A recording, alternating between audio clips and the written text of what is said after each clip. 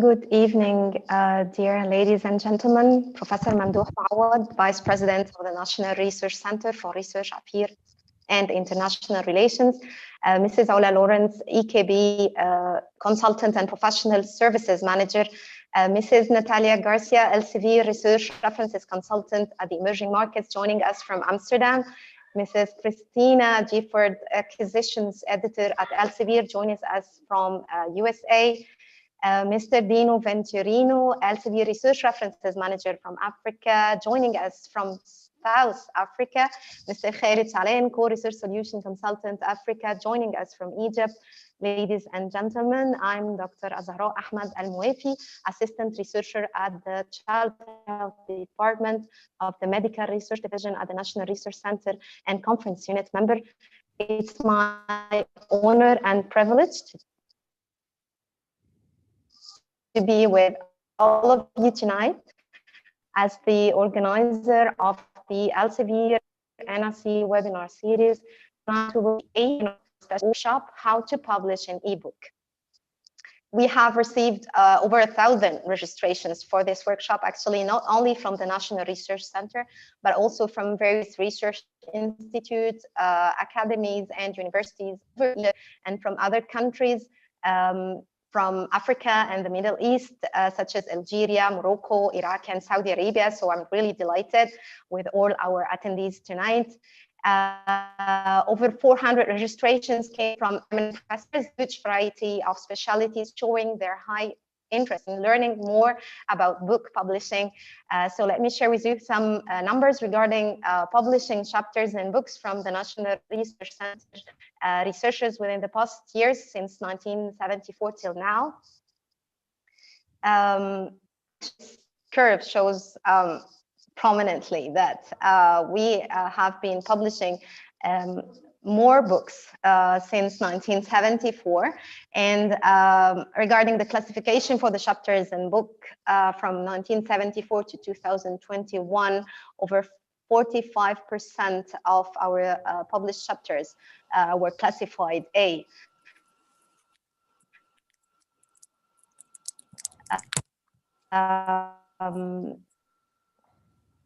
Tonight, actually, we are aiming at learning more tonight with our eminent speakers. Let me welcome Professor Mamdouh Mawad, Vice President of the National Research Center for Research Affairs and International Relations.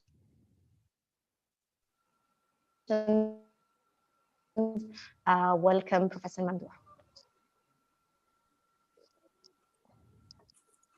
Hello. My voice is clear? We can hear you clearly. Okay.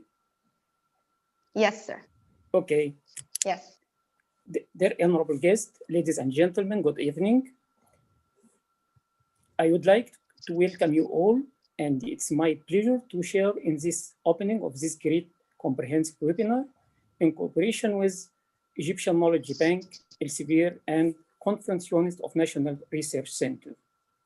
National Research Center is multidisciplinary institute for research and development devoted to basic and applied research in all branches of science, and is the largest research institute in Egypt, Africa, and the Middle East, and the largest institute affiliated to the Egyptian Ministry of Higher Education and Scientific Research, that it consists of 14 divisions and 109 departments. In the context of our commitment in National Research Center to conduct excellent research and to help our researchers who represent about 40,800 research staff to improve their skill in publishing their scientific research as research paper or books, and in order to reach the National Research Center to advance the rank in global ranking, so National Research Center decided to offer a number of workshops that would be directly not only to our institute, but also to scientific community and around us from scientific institute, centers, and university. Previously, many workshops were arranged in cooperation with Elsevier within the initiative Enhance your research with Elsevier, which help us a lot of in way of improving scientific publication. Today, an important session of this series would be this workshop entitled How to Publish an eBook, kindly offered by Egyptian Knowledge Bank and Elsevier, represented by our honorable guest from Elsevier. I take this opportunity to welcome and thank Christina Gifford, Natalie Gracia, Tino Venturino, who will share their knowledge and experience by effective strategy for helping us to improve our skill to publish ebook. And I hope through this workshop, we can provide opportunities to learn more about how can we publish our research as ebook. By the way, we in National Research Center published more than 60,000 articles since the establishment of National Research Center in 1956. Moreover, we published more than 300 scientific books in addition to 550 chapters in scientific books in different international publishing houses such as Elsevier, Springer, John Wiley and Sons, Taylor and Francis, Wiley Blackwell, Lambert, and many other international publication houses. Otherwise, the rank of National Research Center is improved this year according to SIMAGO Index for the classification of research performance of institutes and universities as compared to the last year. And we hope through these types of workshops, we can improve and increase our international ranks. I am grateful to the representative of Elsevier who honor us with this great opportunity within the prominent Elsevier NRC webinar series, and I am confident that we will all profit and it would surely be great benefit for our scientists and the quality of their publication and books. Finally, I would like to express my deep thanks and appreciation to Egyptian Knowledge Bank, Mrs. Ola Lawrence, Egyptian Knowledge Bank consultant, Mr. Khalid Sha'lan, Elsevier Research Reference Manager of Africa, for their kind help and support, and for the organizer of this webinar, Dr. Zahra Ahmed from Child Health Department of National Research Center, and for the coordinator, Professor Hiba Rifai and her team from the conference unit of National Research Center for their great effort to set up this exceptional webinar. Additionally, I am thankful to all the contributors of this webinar, and I wish you all successful and fruitful meeting. Thank you. Thank you very much, Professor Mamdouh Mouawad, for sharing this talk with us today. And we are really delighted that you are part of our event tonight. It's my honor and privilege to welcome Mrs. Ola Lawrence, EKB Consultant and Professional Services Manager. Welcome, Mrs. Ola.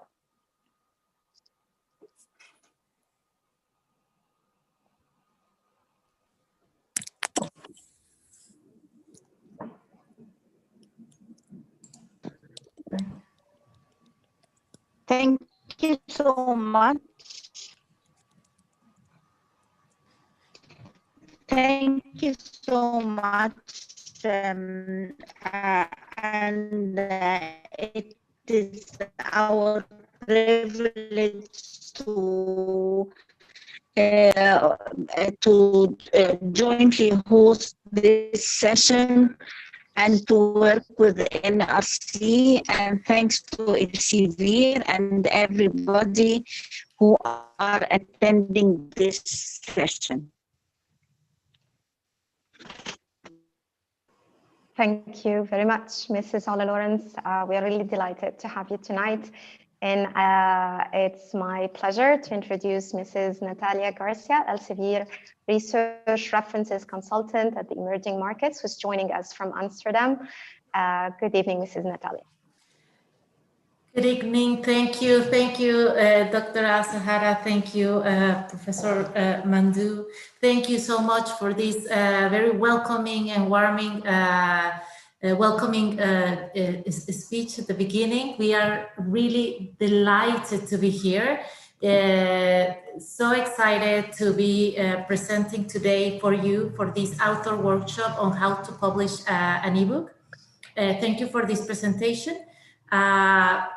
I am the customer consultant for ebooks, for the ebooks that are on the platform in Science Direct for the 5 different regions. And today as well, I'm doing the direct presentation of our guest speaker for this outdoor workshop, who is Christina Gifford.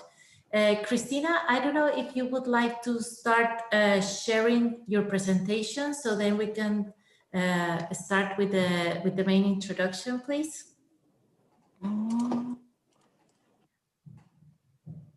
Thank you.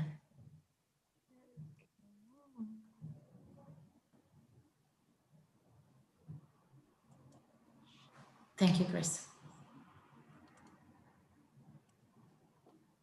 Can you see? Yes. Yes, we can. Yes, that's sure. Thank you. Thank you. So let me introduce Christina Gifford. Christina is an acquisitions editor within the material science and engineering team, where her main focus is in the areas of material selection, design, and processing of metals and alloys, surface, coatings, and thin films, as well as materials for energy. Christina has over 15 years of publishing experience in both the academic and the professional space, as well as within research reference content. Christina holds a Bachelor of Arts degree in political science from the University of at Albany. So without more of saying an introduction, Chris, I leave the floor to you. We welcome all your questions through the chat. So please let this session to be as interactive as possible. It will be our pleasure to answer all the questions that you have about this workshop. And if you have any other questions about the platform or about the ebook content, please let us know. We will be paying very close attention to the chat. So thank you so much. I leave the floor to you, Chris. Thank you. Thank you, Natalia, for that introduction. And I'm going to start with just briefly going over what our agenda is going to be today. We'll start with an introduction to Elsevier, looking at why we publish books and the synergies between books and journals. Next, we'll talk about the content acquisition strategy that we put in place for each portfolio. Then we'll get into the meat of the talk about the book publishing cycle and what exactly goes into producing a book, how you get published, looking at content transformation, which is our new authoring platform, ELSA. And finally, I'm concluding with a look at an acquisitions case study where you can see how a book actually came to fruition. And I'm actually going to turn off my camera just because of bandwidth issues. So, many of you might question and wonder. Yes. If you could just disable the annotations, please. Oh, sorry. Yes, that's from the meeting settings. Could you please disable the annotation? As you are the one sharing the presentation. Let's see here. Is that and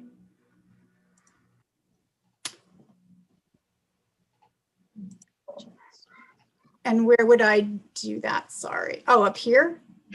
And yes, so just in the settings, you would find annotation, and there you can find an option to disable it.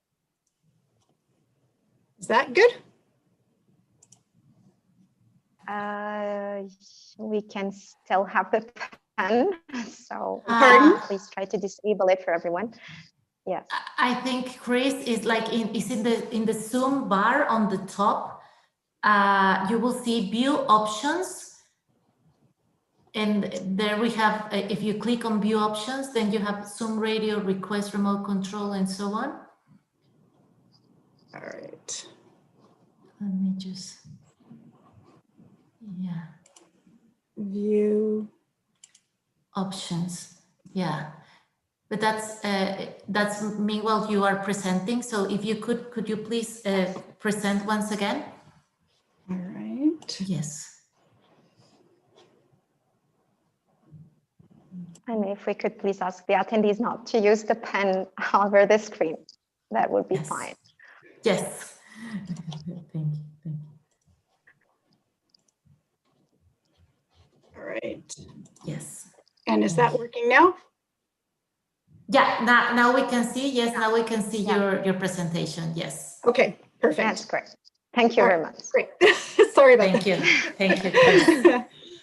Okay, so getting back to the introduction, and for those of you who are wondering about an acquisitions editor role, and we throw that term out a lot in the introduction, I'm an acquisitions editor, and for acquisitions editors, we are tasked with overseeing a specific portfolio of titles. So we create the strategy for that portfolio, and then we decide what books we will publish. We recruit authors and editors to write those books, and we oversee the development, production, and marketing process of each individual title. And then we're also the point of contact after the book is published, working with both marketing and sales.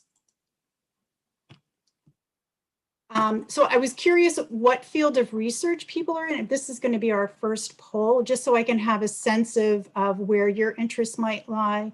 Oops, let me see. Excellent. The poll, and Yeah, I just launched the poll. Are you able to see it, Chris, on your side? I am. Yes, I can. Excellent. See that? Excellent. You can see the answers are getting there. Great.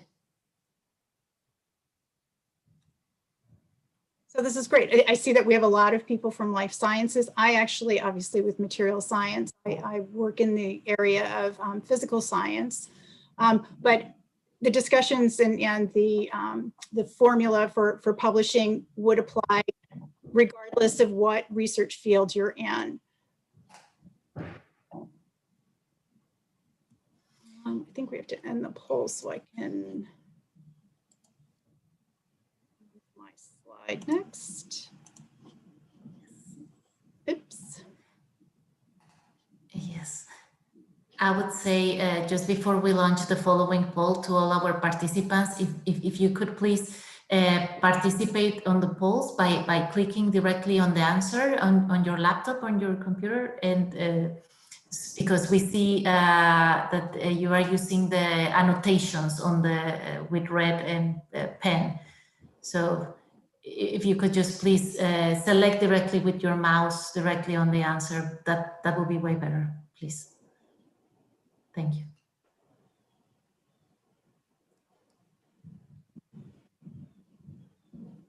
Yes, Chris. Okay.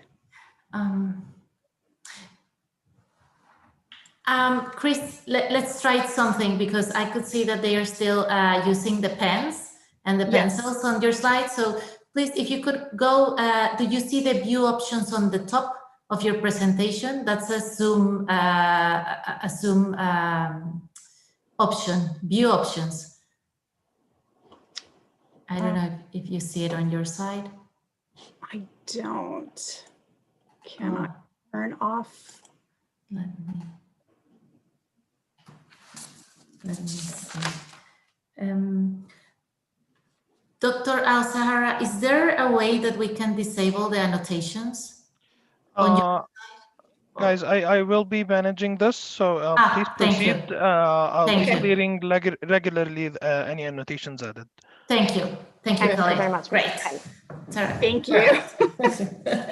Thanks. Yes, please. So here, I wanted to explain to you a little bit about Elsevier. So Elsevier is a leader in information and analytics for customers across the global research and health ecosystems.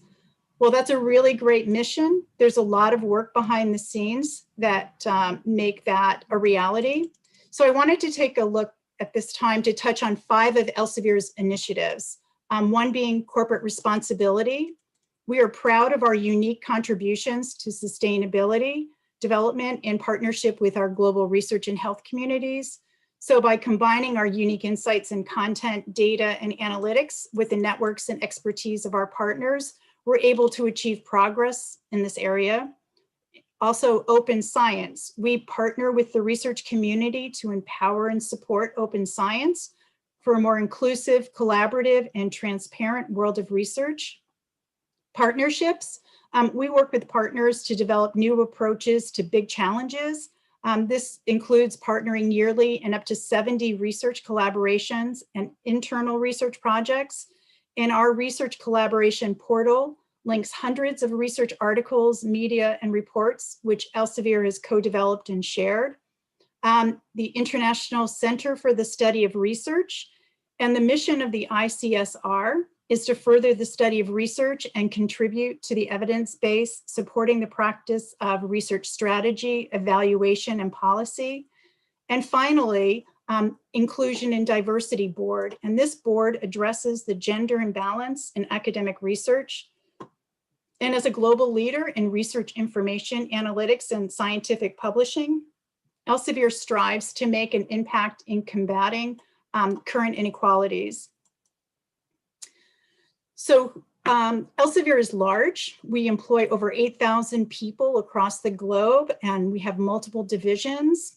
And here's an illustration of some of the different divisions, or the 5 different divisions within Elsevier.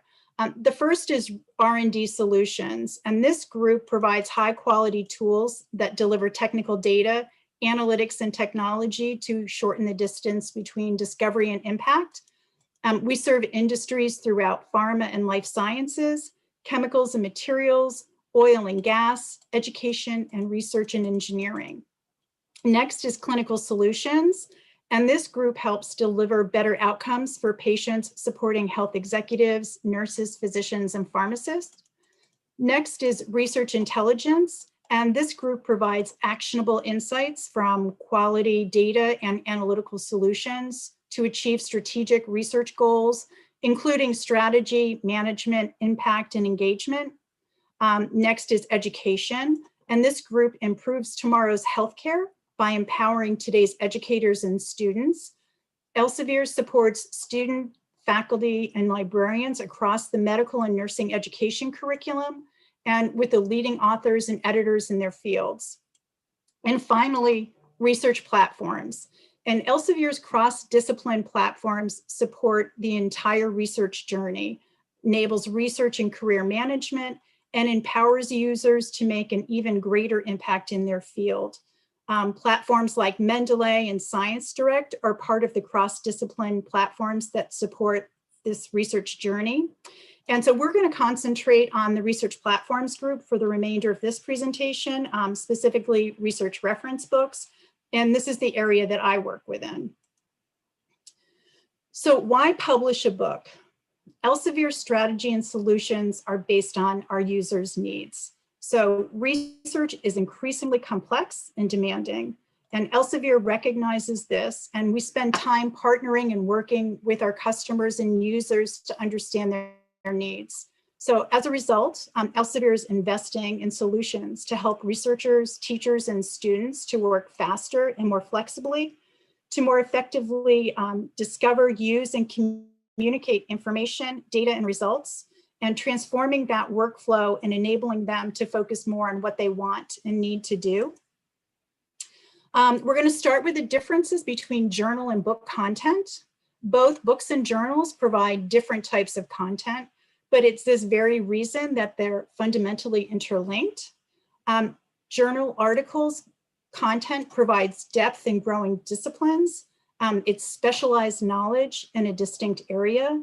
It's a very narrow focus, goes into extreme depth of coverage on a specific topic, and includes the very latest research and new results. All of this is important to researchers and students. Now, book content provides a broader depth in connecting disciplines together. It has expert opinions that can be included on multiple foundational topics, and the complexity of different opinions can be collated in one source. And books have the ability to provide related fields, methods, and materials all in one place. So all of this is equally important to our researchers and students. And what does that mean? Simply that researchers and students need both types of content to build their complete knowledge of a topic area. So in an Elsevier survey, we found that 78% of researchers do interdisciplinary research. And because of this, they need that foundational information for an understanding of those areas that are outside of their normal day-to-day research.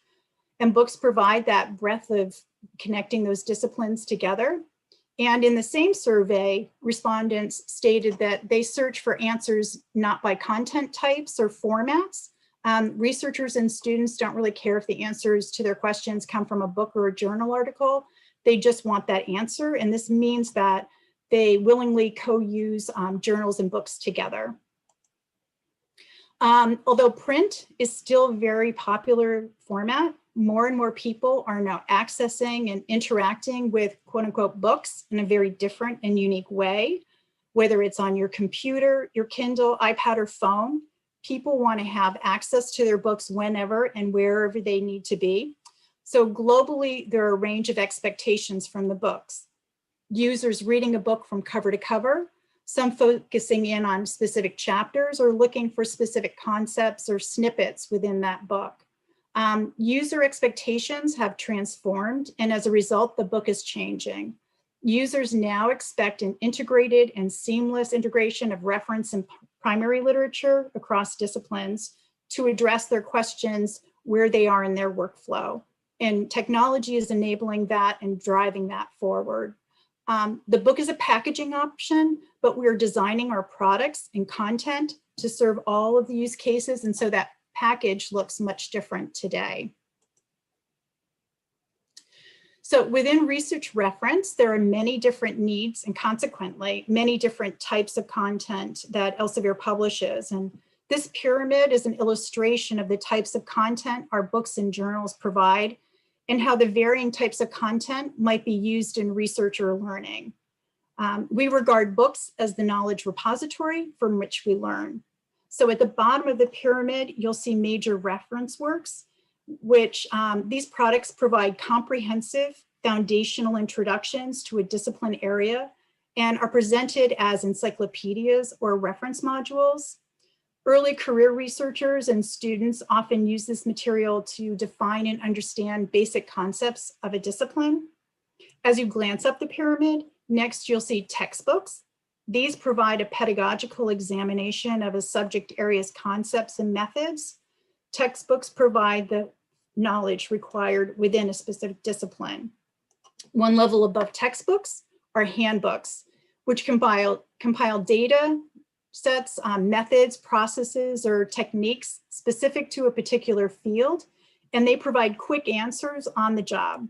Next are monographs and single volume references, and these include authored and edited books. These titles are comprehensive, and they show advanced and detailed descriptions for in-depth coverage of a specific subject area. Next is serials, and these are highly cited publications that offer an in-depth look at the latest developments in a particular field. And finally, at the top of this pyramid, you see journal review articles and primary research articles, which researchers and students reference to understand the most recent advances in the field. So all of these formats work together to answer the questions of researchers and students along their learning journey.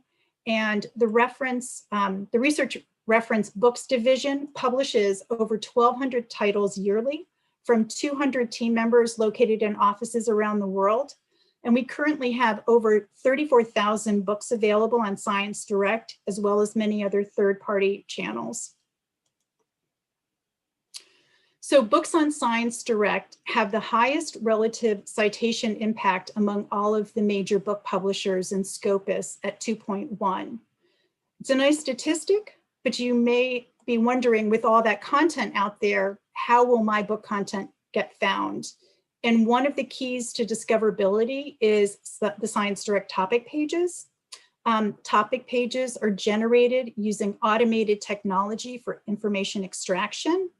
and by applying natural language processing and AI techniques to publish content, it surfaces the most relevant snippets of information from reference books in succinct, summarized pages.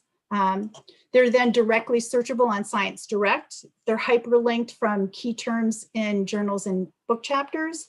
And best of all, they're freely discoverable through search engines such as Google. So Science Direct has topic pages in 20 distinct domains and has over 650,000 hyperlinks to and from topic pages across all of Science Direct. So this is a platform dedicated to discoverability and co-usage. So how many people on the call today are familiar with the Science Direct topic pages or have used those topic pages?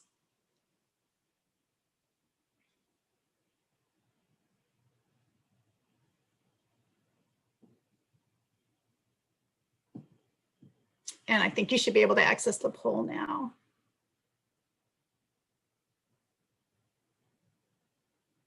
Oh, this is great to see. A lot of you, it looks like a lot of you are familiar and perhaps have used the topic pages. We'll give it a few more minutes since we have so many people on the call.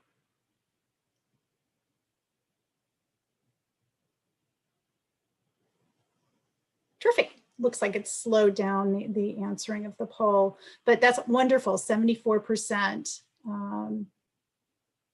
It's great to see how many people are actually utilizing those pages. So we'll stop the polling. Okay. So due to the use of machine learning and AI aiding in the discoverability of book content, books are now used more widely, harnessed more accurately, and accessed faster than ever before. And that's why I really believe that today is the best time to devote yourself to writing a book.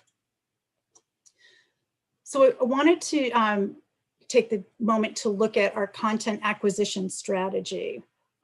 It's important to understand this strategy to best position your potential ideas for publication.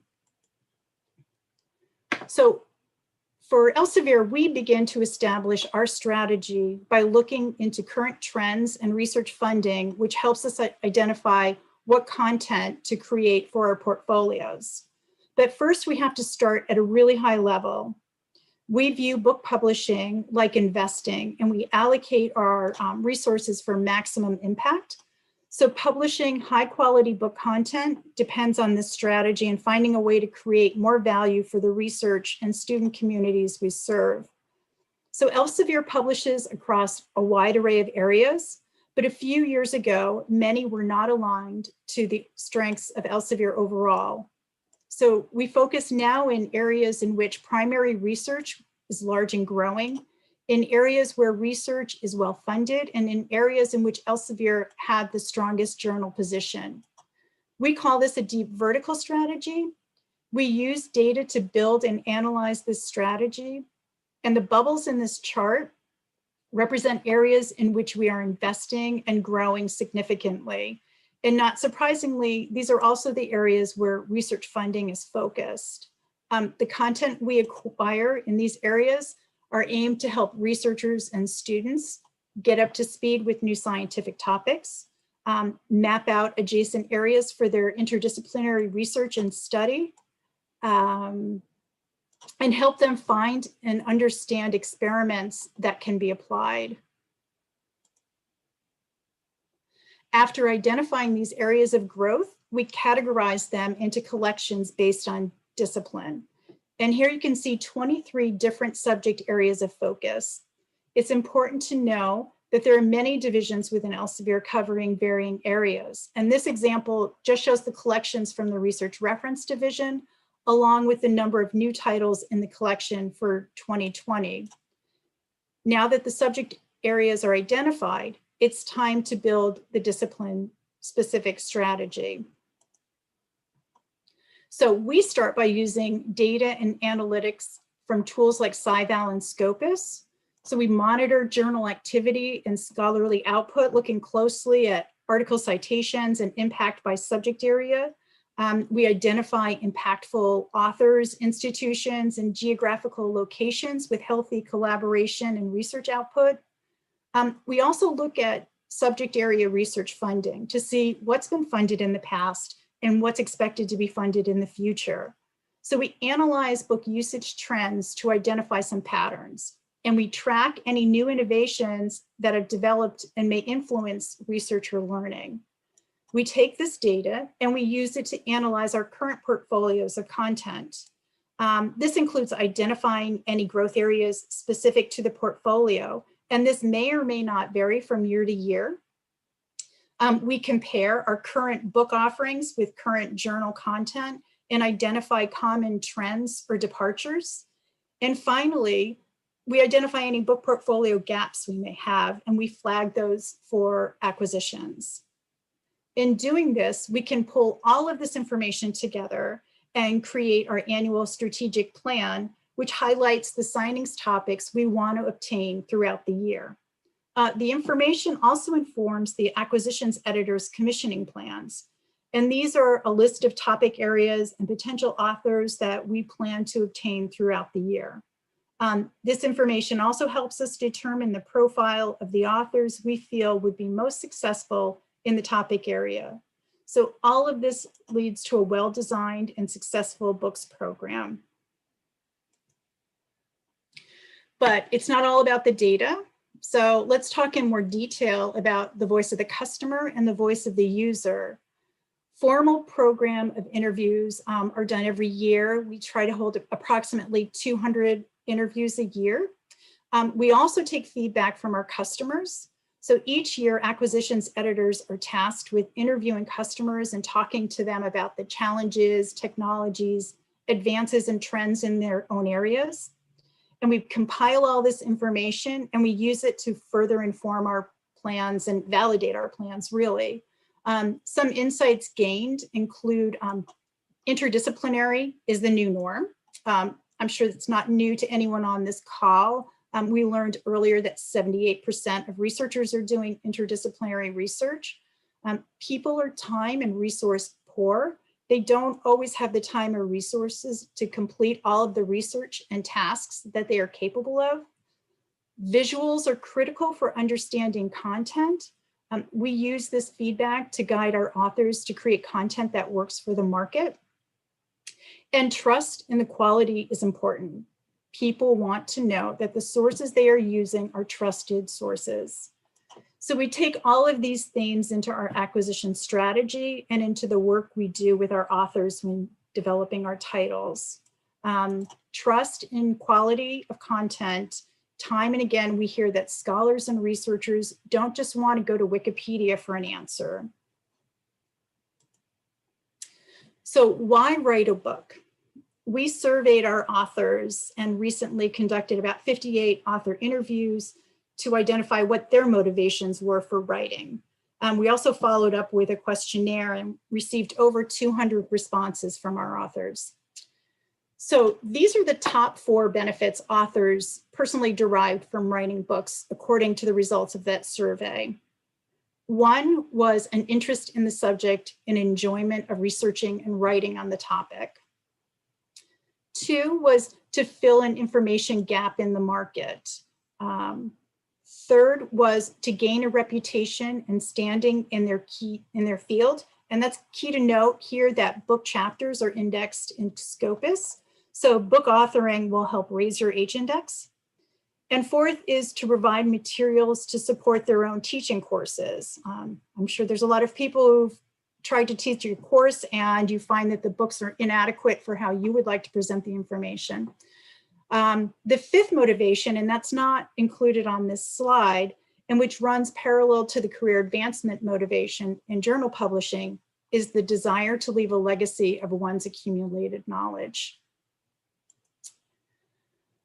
So there are various roles that can be played when it comes to writing books, and some qualities are common to both authors and editors, but there are also some key differences in the responsibilities for each role. So a volume editor and a volume author both come up with the table of contents and the scope of the specific book. but an editor would be responsible for recruiting the chapter authors who are the actual authors of the content and managing that and work with the chapter authors to determine the content and perform editorial reviews of that content. A volume editor or a volume author is responsible for the whole thing. Not only do they come up with the scope of the book, but they also write the entire book. So it's key to have interdisciplinary expertise and deliver content accessible to readers with varied backgrounds, especially in this interdisciplinary environment that we now are operating in. So what makes a premium author or editor? The attributes of our premium authors may vary by field or industry, but in some areas, certain attributes are more heavily weighted than other fields. And your acquisitions editors could help you determine the right qualifications needed in any specific area. But generally speaking, premium authors or editors will have some or all of the following qualities: high quality publication rating, which equates to a good H-index, good standing at a well-known institution or company. They should be known for a broad knowledge of that subject area and have the ability to share this knowledge in an interdisciplinary manner. They should have established connections in the field. This is especially important if they are an editor of a volume and will need to solicit chapter contributors. They should hold a position in a related academic society, or they should have involvement in key related journal boards. So even if someone does not meet all of this criteria, they can work with an acquisitions editor to get advice on how to develop a plan for publication, because I'm sure, as you can see on this list, if you had all of these qualities, you probably wouldn't have time to write or edit a book. I also wanted to touch upon the inclusion and diversity aspect. Elsevier is very interested in driving greater equity across STEM career paths, and we're working to expand our author and editor representation. So this is a fairly new initiative and one which will become increasingly important over the next coming years, but we're really delving more deeply into who we're recruiting and making sure that we are representative of the entire research community, whether it be gender, geographic location, and so forth. So let's talk about the publishing process itself and what you can expect as an author. So here's the next, I was curious how many of you have published journal articles? And I think we need the poll to be popped up. And also, has anyone published a book, or has anybody contributed to a book?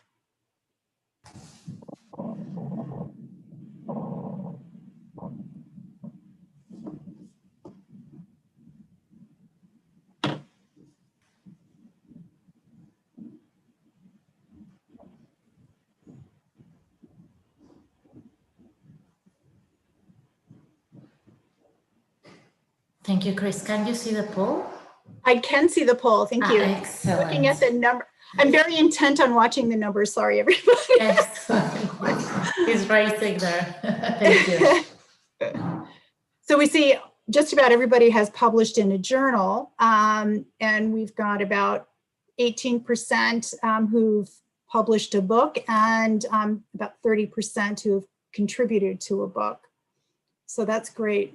Nice percentages, and it's nice to see some veteran book authors and contributors on the call.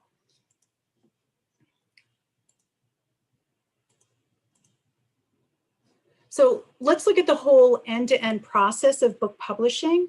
Prior to starting, the starting point of this cycle is the strategy exercise, where we decide what topics we want to pursue and identify leading researchers and thought leaders who might be able to write or edit those books, or at least give us advice to help find the best possible authors.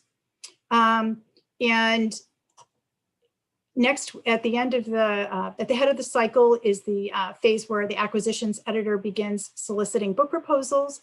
And this occurs throughout the year.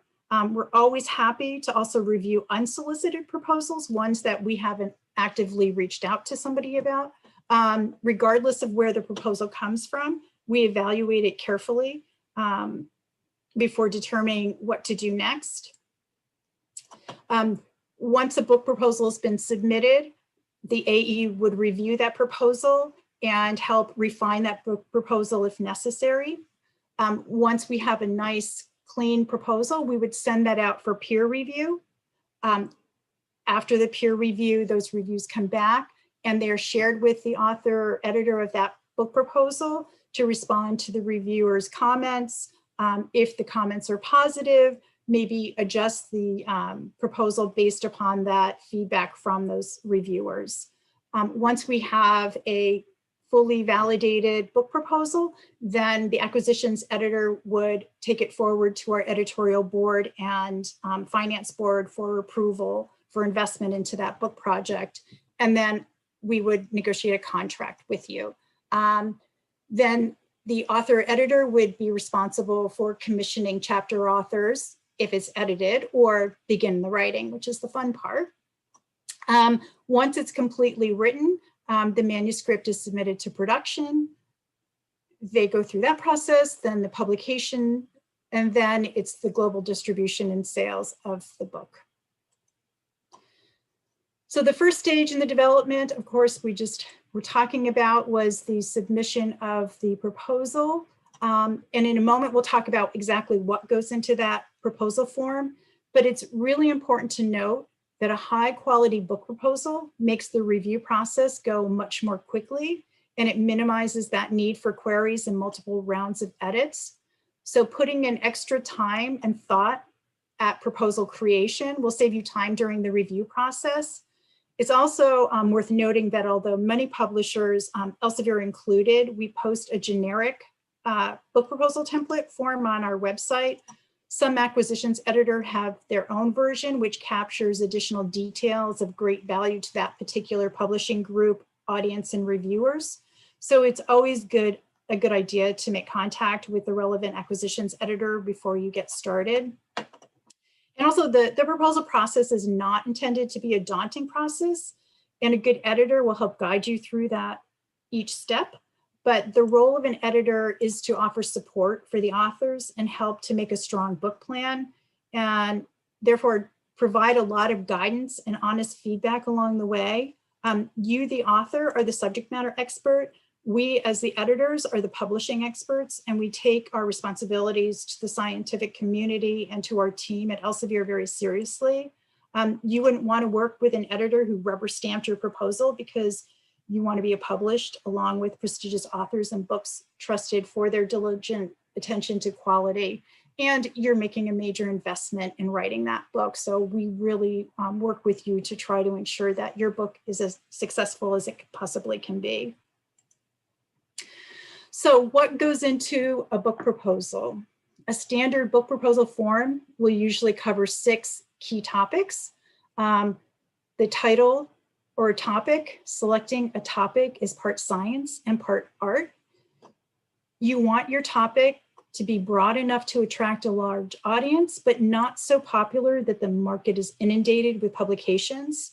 You need to carefully select that topic and find a title that succinctly summarizes it.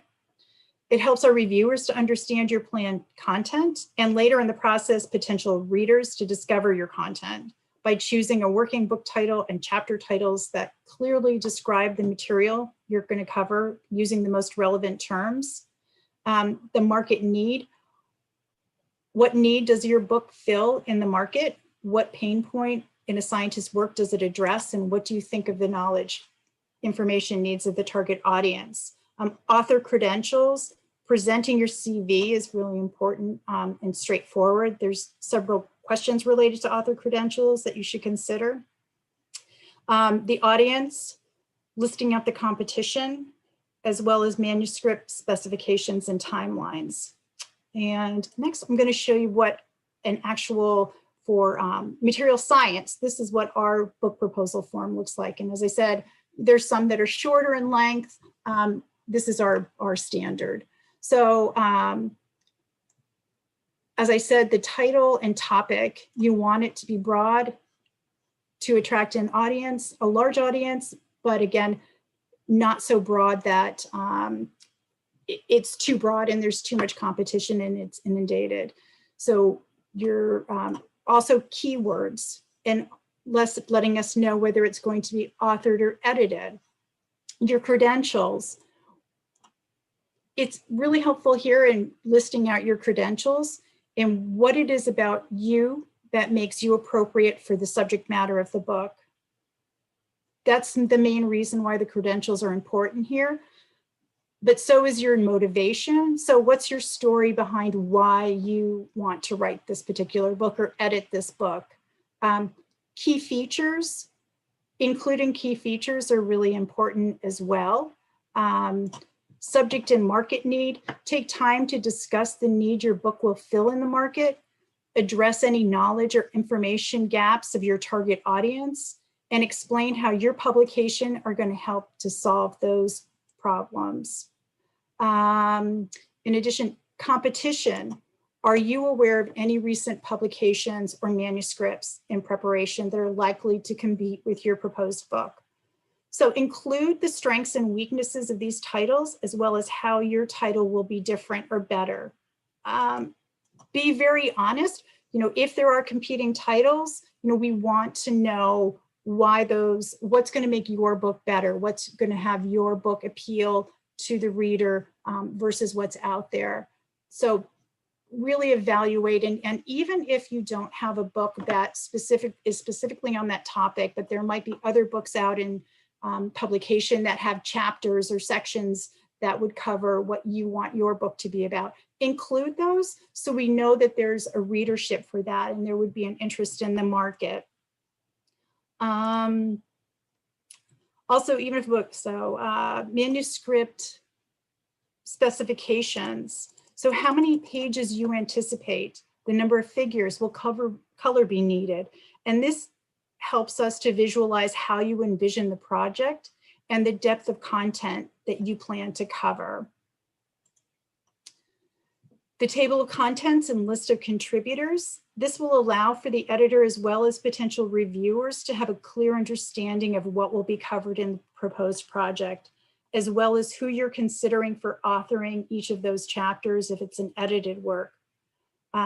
This is really important, and the more detail, again, that you can put into those that table of contents, the better the reviews will be, the better feedback you can get. And it shows us that you've really thought this plan out for your book. Chapter structure. Will it have a templated structure for the book? It's helpful whether the book is edited or authored to have a similar structure between the chapters. And finally, timelines. How long will it take to write or compile? On average, a book takes 12 to 18 months to write. So a high quality book proposal makes the review process go more quickly, minimizes the need for queries, and again, multiple rounds of edits. And the more effort you put into your proposal up front, the more likely it is to be accepted. And also thinking about, this is a great tool for you to force you to really hone in on what you would like to put in your book. So it hopefully should not be too daunting of a process. So you can download Elsevier's standard proposal form here on this website, but it's a really good idea to establish contact with relevant acquisitions editors, again, in case there are discipline-specific details they'll need incorporated, or even just submit the standard form and then follow up with the acquisitions editor. So at this point, you have a great proposal. How do you find the right publisher? First, we recommend reading a lot of books or researching new titles online to find publishers with books on topics similar to your idea. In addition, you can discuss with colleagues to find out where they publish or which publishers they consider to be high profile. Scan the reference lists of books that you read to find out where researchers in your area tend to publish. And also ask publishers about their global distribution strategy. Where are their offices located? What is their distribution strategy? What percentage of their books are translated? And finally, with academic publishers now producing ebook versions of texts, consider the publisher's electronic strategy. Online presence allows your content to be more discoverable and reach a larger audience. When done with your proposal, be sure to make a strategic choice about where to send it. Once your project is fully approved, you'll move on to the contracting stage. A final manuscript due date will be specified in your contract. Copyright is held by Elsevier, as is the case with most publishers. Editor or author royalties, both print and electronic, as well as complimentary copies, are also outlined in the contract. And once your project is approved and contracted, your writing process can now begin. You'll have an editorial project manager assigned to your book who's there to help with any queries you have. And your EPM will guide you through all of the steps of manuscript preparation. Preparing your manuscript to the author guidelines that you're provided will reduce the likelihood of queries later on when the book is being copy edited, proofread, and typeset. And that's going to save a lot of time. So as a general rule, you'll have the opportunity to write in our new authoring platform, ELSA, which I'll discuss more on that later in the presentation. But be sure you're aware of your final delivery date. And if any issues meeting that arise, discuss them with your EPM as soon as possible. And really familiarize yourself with what your deliverables will be, including the list of contributors with affiliations, if it's edited, the text and tables, the keywords and abstracts, the artwork and what format that needs to be in, and permissions. Start permissions early. When your manuscript is ready to enter the production process, it's assessed by a production manager, and that production manager is responsible for seeing your book safely through the production process, and they'll be an important point of contact from delivery of your manuscript until the actual publication. The production manager will contact you with the details of the production process and to outline the schedule with you. Your manuscript will be copy edited, typeset, proofread, indexed, and structured for online publishing, all by professional suppliers. And the production manager will carefully coordinate each step, all the while working closely with other editorial colleagues. And the electronic proofs of your project should be sent to you generally about 2 months after handover of the final manuscript. And your work will appear on Science Direct as a standalone ebook and also in traditional print form. And then comes the best part of the process, the publication of your book. After release, it is time for sales and marketing to go into full swing. In addition to a full support sales team to promote your title, Elsevier has a novel approach to book author marketing. We've moved from product-focused marketing campaigns to audience-driven marketing. We made this move due to the fact that customers use several products over the course of their career, making it better to market all products to an audience instead of marketing individual products to each audience. And this customer-centric marketing benefits our book authors because it's focused on driving product usage through the customer's entire life cycle. Our marketing program provides updates to the author and market throughout the entire publication process. And it includes like book release information, book reviews, and announcements for any awards received, as well as a quarterly author newsletter with hints, tips, and marketing advice for authors and editors. Elsevier also provides event support in the form of booths at some major scientific meetings and promotional material at smaller meetings. And finally, we have a large social media presence. We have a SciTech Connect proprietary blog, which allows our authors and editors to share content with their audience even after book publication. And we maintain over 22 subject-specific communities across 68 accounts and reach more than 3.2 million fans through Facebook, Google+, LinkedIn, and Twitter. And most importantly, we ensure that abstracting and indexing databases are optimized for search and discovery to make your content discoverable. So some critical issues in publishing. General publishing ethics are something every author should familiarize themselves with. Elsevier's Author Researcher Academy offers an in-depth look at various ethical issues in publishing for any author or potential author who would like some more clarification. Fully understanding the authorship editorial role and the most common pitfalls of the primary keys to upholding good publication ethics. And plagiarism, perhaps the most common pitfall, can take more forms than you might think. So it's really essential to remember that you are legally required to apply for permission of reuse of any material that is not your own. And when in doubt, we do assign a permissions person to each project who can assist authors with queries during the writing process. So content transformation. Improving the authoring experience is one of Elsevier's primary goals, and our new online authoring platform is designed to do just that. So ELSA is an easy-to-use online end-to-end content creation platform for authors, contributors. Its benefits include you get to write, edit, track progress, and monitor manuscript quality, all with the help of a centralized dashboard. It's frustrating to constantly track, share, and save file versions. And with ELSA, you can see when changes were made and click to compare versions, and it saves all the different versions of a chapter or text. Elsevier coordinates the entire project from manuscript to market, and it streamlines workflows so you can communicate and collaborate effortlessly with all your publishing partners all in one place. So you don't have to worry about guessing, no more email strings and who's working on what. And one of the most important benefits of using ELSA is that it facilitates structuring and tagging of content at creation. So by making suggestions for tagging, linking, and structuring, ELSA gives you the opportunity to create richer, more discoverable content. And you become an active partner to technology and help boost your content's potential. The system starts to help us get a more granular understanding of what parts of your content deliver value to end users, ability to specify and track features such as methods, case studies, examples, illustrations, tables. So now let's move on to talk about the foundation of our product, Elsevier's world-class content.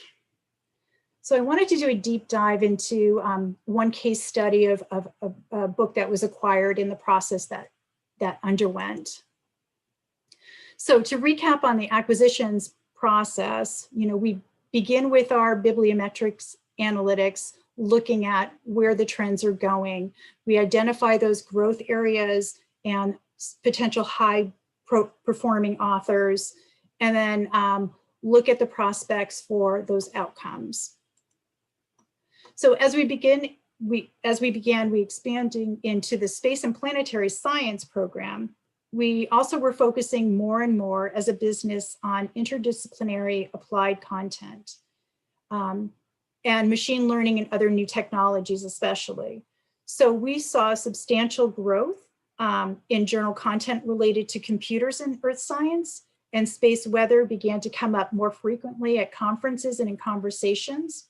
So it became clear that it was a very interdisciplinary topic, given its implications on not only space physics, but also GIS, natural hazards, to name a couple other areas. So we approached Enrico through networking activity at a conference to discuss with him space weather in more detail. And he indicated that there had been a lot of progress made on utilizing machine learning for addressing space weather.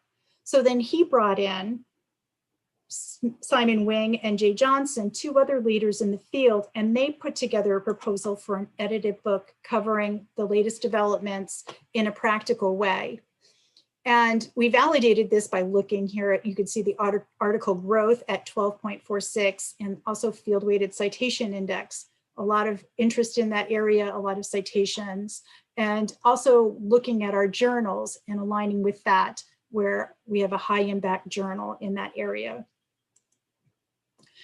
So the journey didn't end there. The editors were excited about the prospect of publishing the book, but through Elsevier's books process to project approval, There were other steps that we had to follow.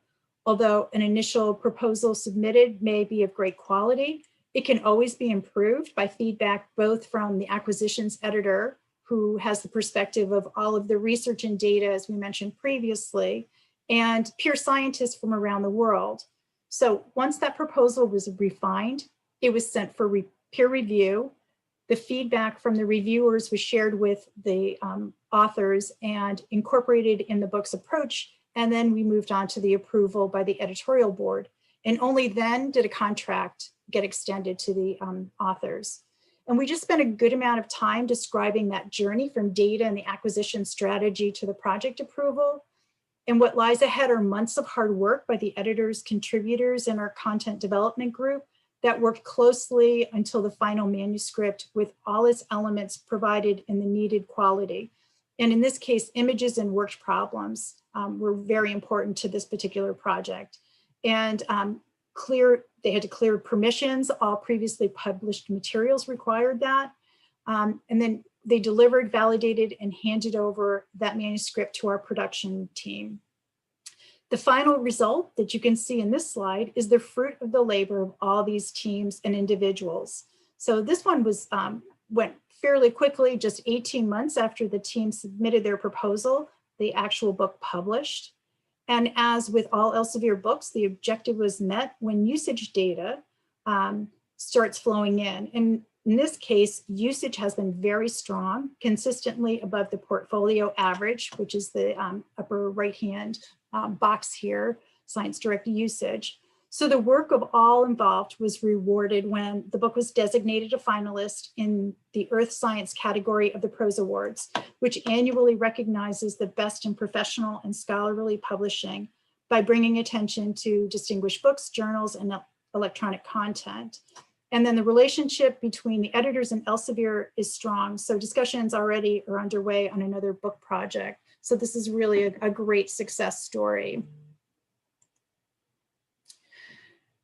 So our product strategy, like our corporate strategy and our content strategy, is led by applying technology to world-class content to ensure actionable results based on user need. It's my hope that this presentation has given you insight into not only why books are important, but there has never been a better time to be involved in writing a book than right now.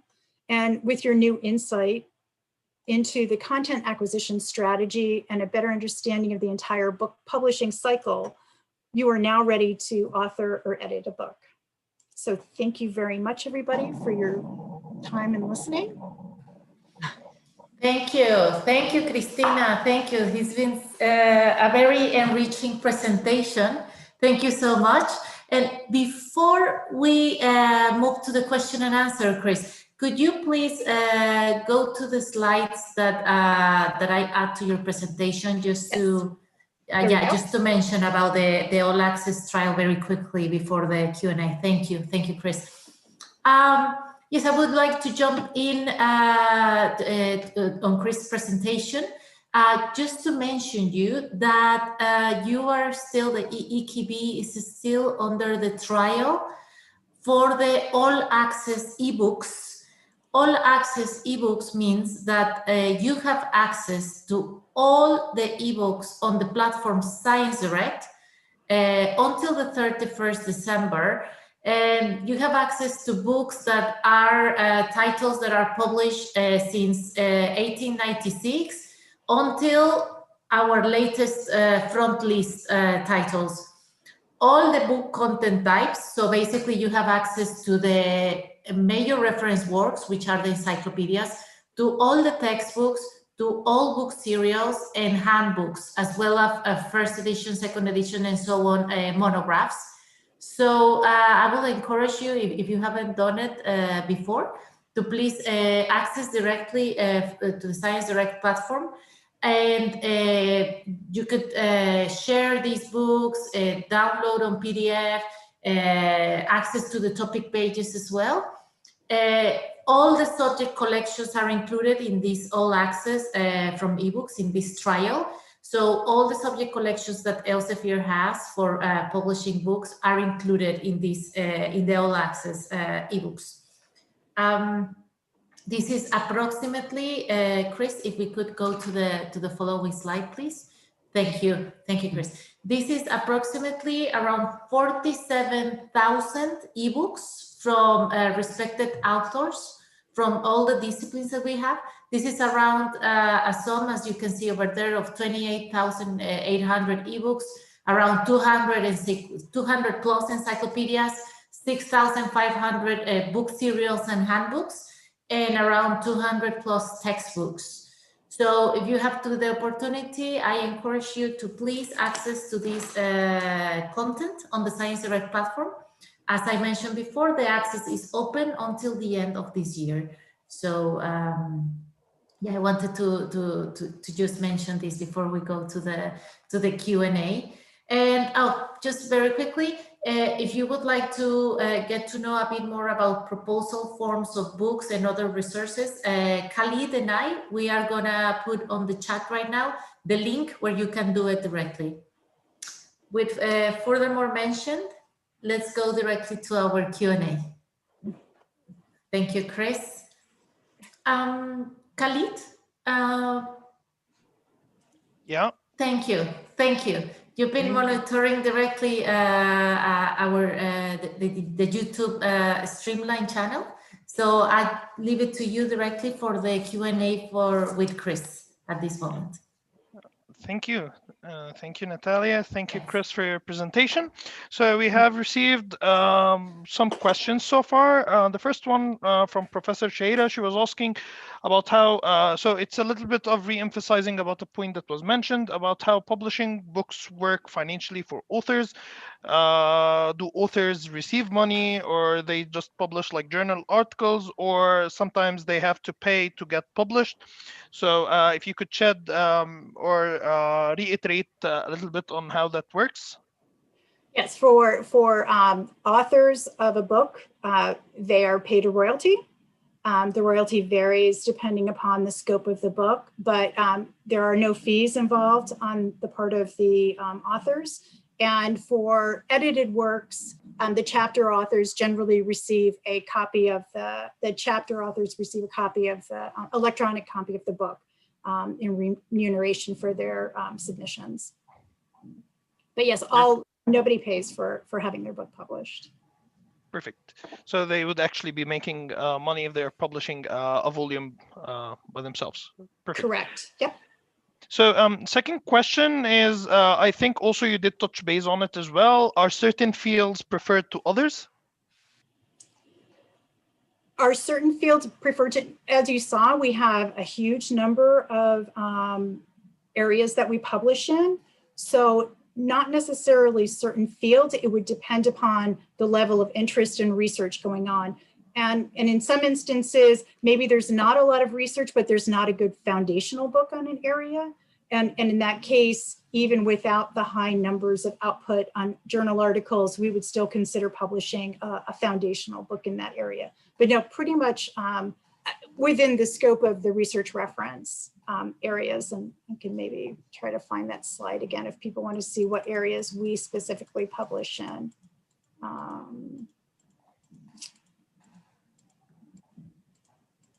I'll put that up while you're going through the question. I think we had it. There we go. So here's the Science Direct collection. So those would be the areas that we would focus on the research reference team. Perfect. I believe this answers the question. We have a very unique case from Professor Monas. He was asking about if he's planning a book in health management of more than 900 pages. He was asking, is it better to publish it as one volume or put it into series? What would you advise about this? Yeah, when you start getting to that 900 page count, a lot of times we would say, look at maybe breaking it out into 2 different volumes. If nothing else, to produce a book of that size in a print edition is, it's tough. It's tough, it's very difficult to manage. So in those cases, we kind of have a cutoff point. And when you start tipping over to that 900 page count, you might want to consider looking at perhaps breaking it out into 2 different volumes. And certainly anything over 900, yeah. Yeah. Okay, so that actually settles it as well. One more question about using, so could a book author be citing some research ideas that are in preprint or are currently under review by journals, for example? So could the reference list in a book include preprints? Could it include preprints? That's a really good question. I am not 100% sure. I would say yes, but I don't know how you would reference it if it's not been printed yet.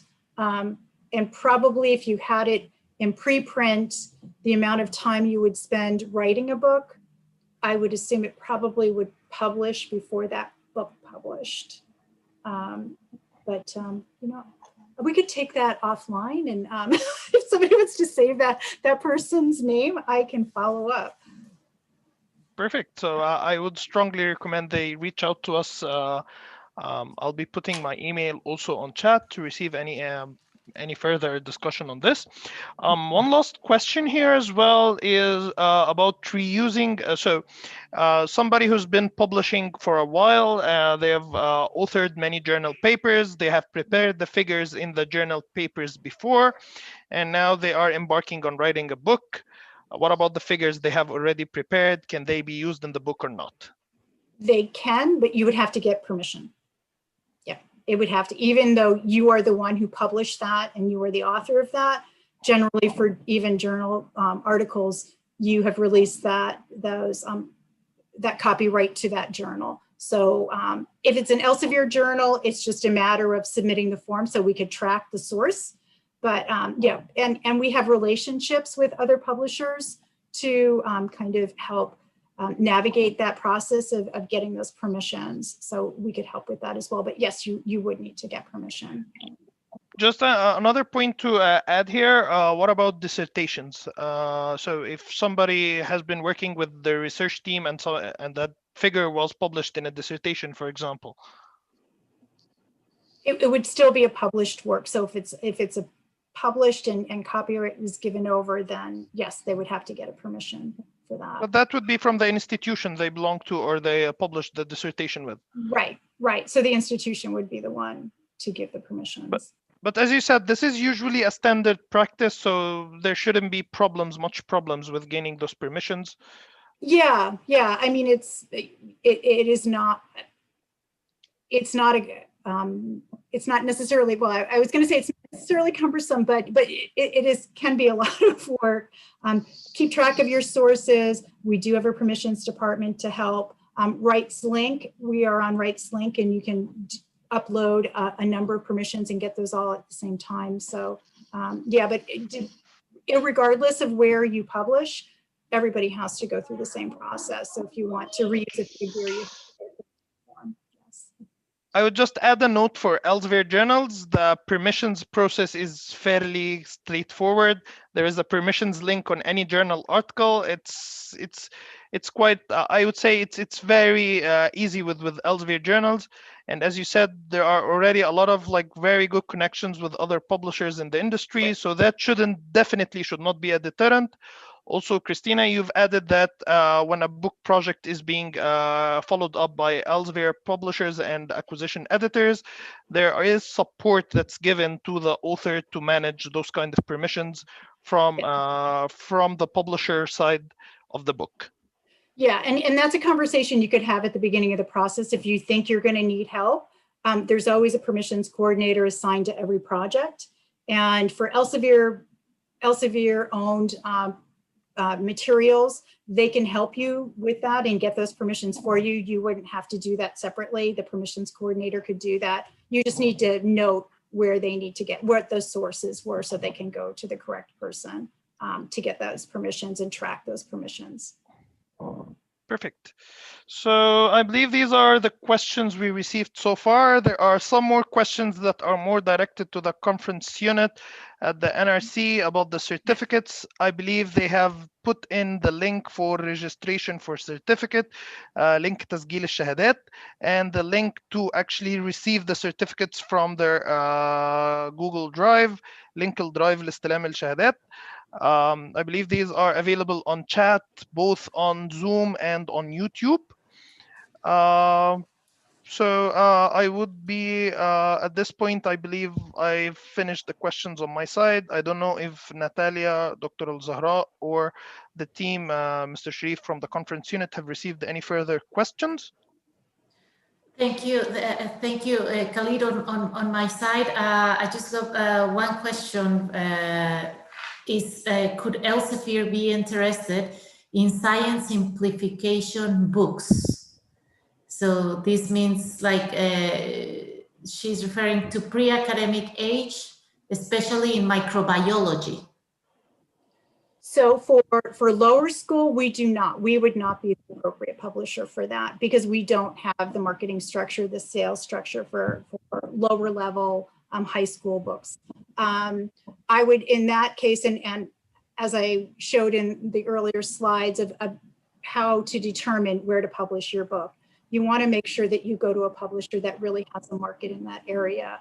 I had a similar case where a researcher that I was working with who wanted to do a children's book, and we just don't have distribution, so we wouldn't. So I referred him to another publisher that specializes in a particular market. So definitely look for that other books in similar to your book where they're published by, or what publishers are using and distributing those. Excellent, Christina. Thank you, Dr. Sahara. I don't have any questions on my side. Do you have? On my side, actually, I have a feedback that I would like to give to you. People and audience tonight are really happy with this very informative webinar, and they are thanking you very much for being with us tonight. And I think it's a little like a request more than a question, and I think I should mention Mr. Dino Venturino to be with us on this request. If the provisional all access ebooks for EKB that is available for us until the 31st of December, which means we still have less than 10 days. Could this be extended for researchers at the National Research Center? Yeah, thanks for that. I think that's something I need to discuss with the team and get back to you on. Sure. And that would be a really special gift, maybe you can say, for our institution. Actually, all the researchers giving me that feedback and that request are really interested in getting benefit of this access, and maybe for the remaining 10 days would be just like too tight to get the real benefit from this access. So maybe we'll be waiting for your answer regarding this request. Great, thank you. Thank you very much. If I may add a point here, so if we are talking and considering, if any of the esteemed audience today is considering publishing a book with Elsevier, I believe it would be a very good starting point to check the Elsevier ebooks attend on sciencedirect.com, since we have this provisional access available. It would be very useful to see how different books are structured, how the monographs are being structured, how the major reference works are being structured, and all different how textbooks with Elsevier, how do they look like. I believe this would be very, very useful if you are preparing a proposal for books to submit to our acquisition editors like Christina. Also, I would strongly recommend as well that you do check the link that we have sent you on book proposals. There are a lot of really great resources. You can see the proposal forms similar to the one that Christina has showed for the field she's working on material science. I believe this could be very useful as well. access to Science Direct and all the ebooks is available via the EKB platform, ekb.eg, or you could go to sciencedirect.com directly, sign in, click on sign in via institution, insert an institutional email if you have it, or just type EKB Egypt to use your EKB account. So I believe this would be an interesting starting point there as well. I'm going to put the link again for where you can find the book proposal and for the book authors materials on Elsevier website. Thank you. Thank you, Khalid. And I'll just add the Science Direct link as well. So for everybody so they could access to the content. To the Do we have time for one last questions? Sure, I'm fine. Yes, sure. Okay, so there is one last question on, so if we're talking about contributors, who collects the scientists to get a book written? So that would be the editor's responsibility. So the editor would determine the table of contents and then recruit the specific chapter contributors to the book. So the editor is the one, we're not talking about an acquisition editor at this We're point? not talking about the book editor, sorry. Yes, not the acquisitions editor, but the book editor would be responsible for that, yes. Yep. Yeah. So he would be the one leading all the authors and building the team to work on the book project, if it's a major reference work or a book with multiple contributors. Yep. He would identify those individuals to write those specific chapters. Yep.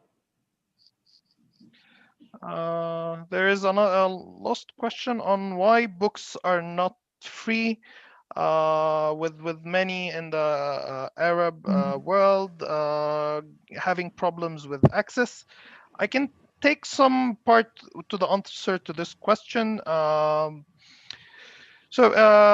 In general, publishing process, whether it's journals or books or any other, it requires a lot of efforts, a lot of teams working, a lot of cost that goes into publishing, whether it's in print or electronic publishing, as you've seen with Christina. And this is where the industry works with having the books under subscriptions or a pay-to-access model, or just like buying a book from the library, a print book from the library itself. That being said, there are many initiatives are being taken to help resolve this issue, which is what we see with EKB, for example, in Egypt. So the Egyptian government just decided to subscribe to Elsevier, almost all of Elsevier journals, and make them accessible for free for any Egyptian citizen via the EKB platform. And as you've seen, we have 3-month all access. That means that all Elsevier books are accessible to Egyptian citizens for free, and this is being provided by the government itself. So I believe there are many solutions that are being worked to this specific issue here. Christina, do you want to add anything to this question here? That pretty much synopsizes what the, yep. Perfect. So I believe we've reached to the end of our discussion here. We would be relaying back to Dr. Al-Zahra. Thank you very much, Mr. Khalid Saleh, co-research solution consultant, Africa, and we were delighted to have you tonight, and thank you very much for your great help, actually. Thank you, Ms. Christina Difford, acquisition editor from Elsevier, who joined us from USA, Mrs. Natalia Garcia, Elsevier research references consultant at emerging markets, joining us from Amsterdam, Mr. Dino Venturino, Elsevier research references manager at Africa, joining us from South Africa, and we will be waiting for your feedback impersonally, actually. Thank you, Mrs. Aula Lawrence, EKB consultant and professional services manager, for being with us tonight. And surely we will proud to have you, Professor Mamdouh Mawad, Vice President of the National Research Center for the Research Affairs and International Relations. I would like to thank you personally for this amazing evening. I really enjoyed this webinar personally, and I learned a lot. And I think everyone tonight who wanted to know more about book publishing did learn a lot, and I'm sure they will, whoever can get access through EKB to the provisional ebooks freely until the end of the year. It's a great opportunity we should not miss at all. I'd like to thank the team at the conference unit for not only this webinar, but all our Elsevier NRC webinar series that I hope our audience is enjoying as I'm doing. Thank you very much for your time that you shared with us at this very critical time of the year, again, before Christmas leave. I was very proud to be with you tonight. Dr. Zahra El-Mouafi, Assistant Researcher at Child Health Department, Medical Research Division at the National Research Center. Stay safe, and hope to meet you all very soon. Thank you.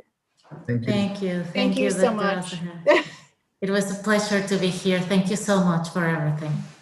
Thank you. Thank you for the opportunity to share.